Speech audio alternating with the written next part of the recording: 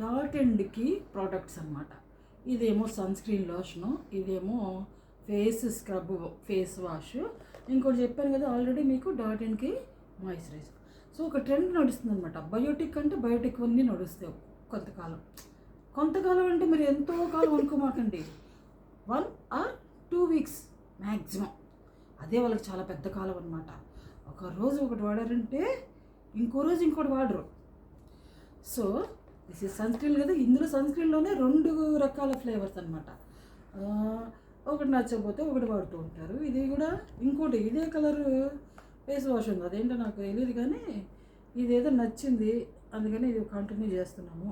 నచ్చింది మాత్రమే కంటిన్యూ చేయాలండి. అడ్డమైన అనకూడదు, కంపెనీలు ఫీల్ అవుతాయి. కానీ ఏది పడితే అది వాడకూడదు. వాళ్ళకి నచ్చింది, వాళ్ళ శరీరానికి పడేది మాత్రమే కంటిన్యూ చేయాలి. అదే ఒకటి తర్వాత ఒకటి అన్నీ ఒకేసారి మాత్రం కొనకండి, నష్టపోకండి. నేను తీసుకునేటువంటి లెసన్ అనమాట, లైఫ్ లెసన్స్లా ఫీల్ అవ్వాలి ఇవి, ఎందుకంటే డబ్బులు అంతా వేస్ట్ అవుతున్నాయి కాబట్టి.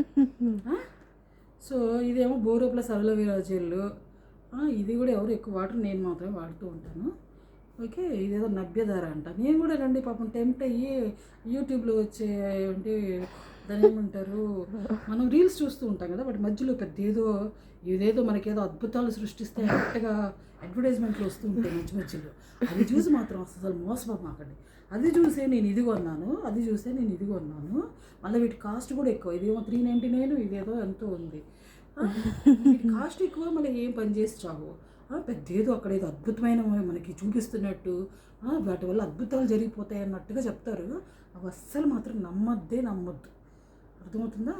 సో ఇది కూడా వ్యాజిలిన్ బాడీ లోషనే, ఇదేమో వికో టర్మరిక్, అన్నీ మీకు తెలిసినవే. ఇదన్నమాట సంగతి. ఇన్ని రకాలు కొనిపించారు, ఒక 5-6 వేలు వదిలేట్టున్నాయండి. నేను బుద్ధి వచ్చింది ఇంకెప్పుడు కూడా ఏదో ఒకటే, ఒక ఫేస్ వాష్, ఒక బాడీ లోషను, ఒక సన్ స్క్రీను, ఒక కంపెనీది. అది కూడా వాళ్ళు యాక్సెప్ట్ చేస్తుంది, మీ పిల్లలు యాక్సెప్ట్ చేయాలన్నమాట. ఇప్పుడు మనం కాదు, వాళ్ళు యాక్సెప్ట్ చేసి అప్రూవల్ చేసి ఇది మాత్రమే మాకు కావాలి అన్నప్పుడు మాత్రమే కొనండి.